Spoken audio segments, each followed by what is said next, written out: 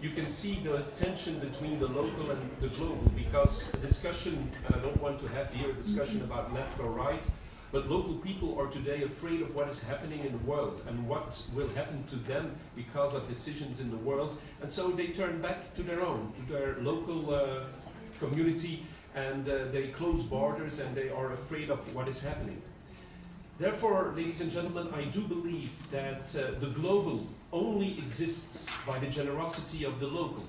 And green jobs, read here, sustainable jobs with a local impact, that cannot be moved just of cost of labor by the decision of a headquarters somewhere else in the world, are a solution for this.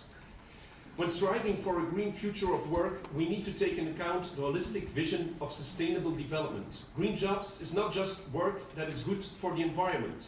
It is work that is also good for the people, that is also generous to the local. It has to do with taking action on housing, mobility and energy, while at the same time not losing sight of opportunities to reduce poverty or inequalities and enhance the quality of work. I'd like to illustrate this with some Flemish local examples. We call the reuse centers or the reuse shops, which is a unique concept worldwide.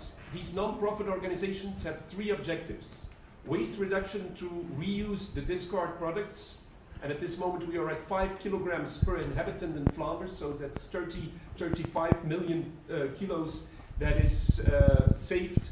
Selling reusable goods at low prices, and social employment by creating jobs for the poorly skilled.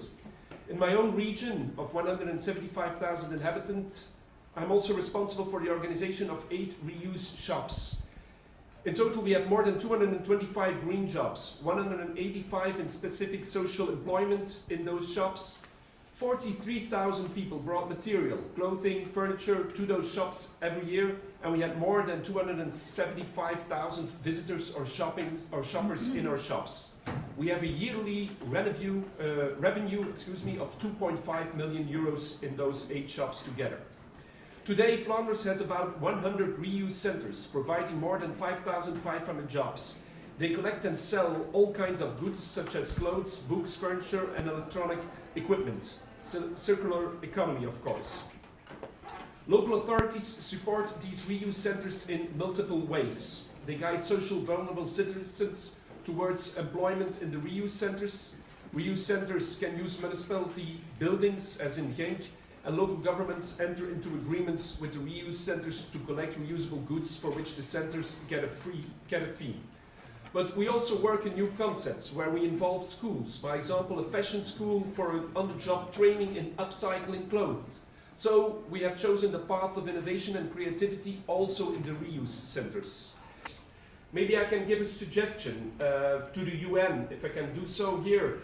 We all know the Blue Helmets started 70 years ago as the peacekeepers, a military force of more than 100,000 people active in different places in the world.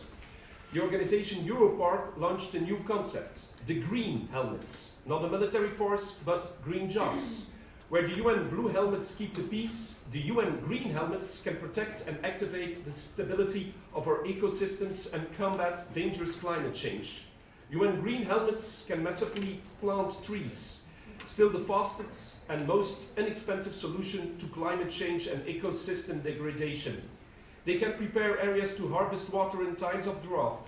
They can restore ecosystems and protect elephants and rhinos from poachers, and so on and so on. So, ladies and gentlemen, I do believe that if we work together, we really can change and use green jobs.